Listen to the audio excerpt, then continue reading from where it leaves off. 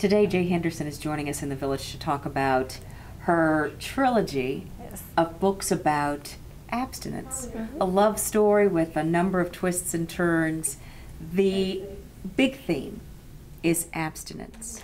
Well, the big thing that's part of it, I use the term sexual responsibility. Although my two main characters are celibate, I do have other characters in the series who aren't.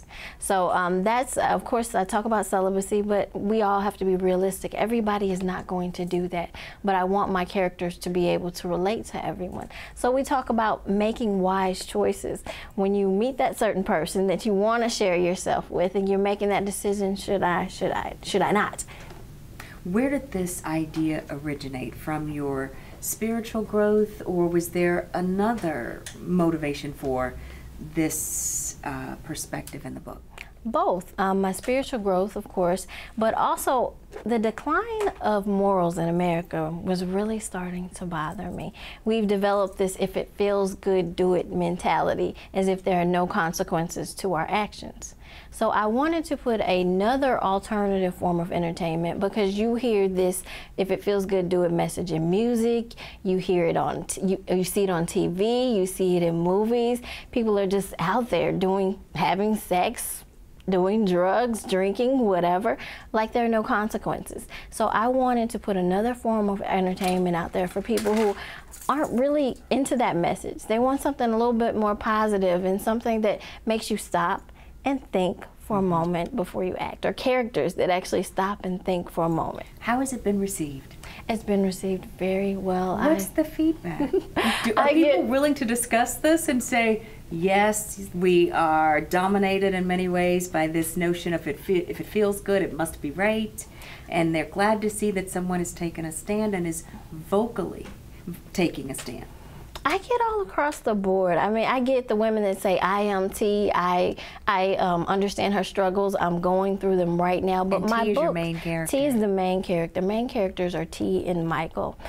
T is going through what I call the someday phase. She has the car, she has the house, she has the dream job, she's an event planner. She does high profile events for charities and celebrities, but there's something missing.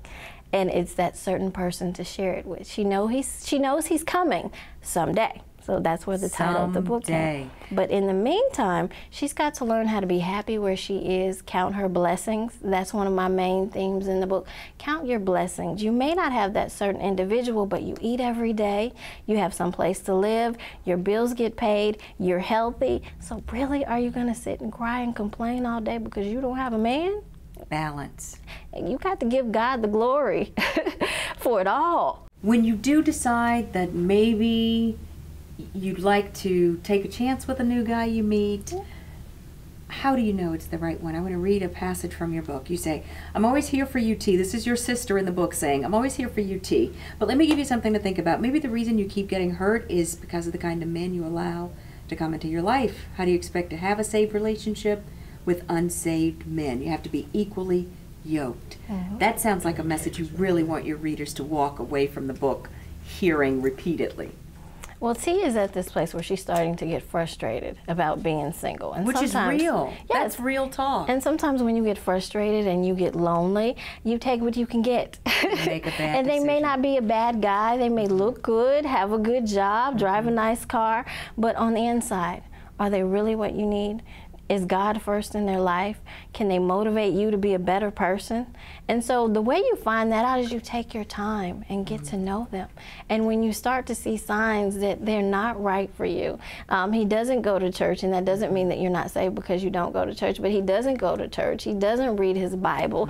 The things that he talks about and does are worldly and they aren't spiritual, then maybe that's not the guy for you if you've been praying for a Christian man. So if you see all of those signs and then you introduce a level of intimacy, generally, what happens? Is this why you're talking about sexual responsibility and that T is abstinent? I want people to be comfortable in their relationships. If you are a Christian and you've decided that that is the life that you want to live, then you need to be practicing what thus saith the Lord. And so it gets hard.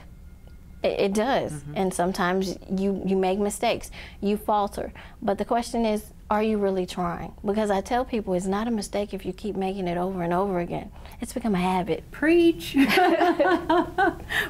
So is that a decision that you've decided to make? And when I say sexual responsibility, if you have decided celibacy is not for me, I want to have sex before marriage, make sure that it's with the right person, because you can really, that can change your whole life when you're with the wrong person. Mm-hmm. Okay, book 3, because all of us love a happy ending. Yes. You have a happy ending for us. I can't T tell gets a you happy that. ending. You can't? Oh, come on, but it is a happy ending? No, you can't It's even a great confirm book. or deny. Oh. I would spoil the ending for my readers if I tell you that. But they are, throughout the book, they are being bothered by a stalker. It's Michael's ex-girlfriend who has decided that Michael should be with her and not T. And throughout the entire series, this person has been bothering them. And this is, book 3 is, how can we end this? You know, is it going to end with Michael and T still being together? Is it going to end with this stalker going away and leaving them alone forever? And you have to read it to find out. Book 3 is released when? Because we need to know the ending. It should be out in January of 2013. That one is going to be called Forever and a Day. There might be a hint in that. We'll have to read to see. Thank you so much, Jay, for joining us. Oh, thank you for having me.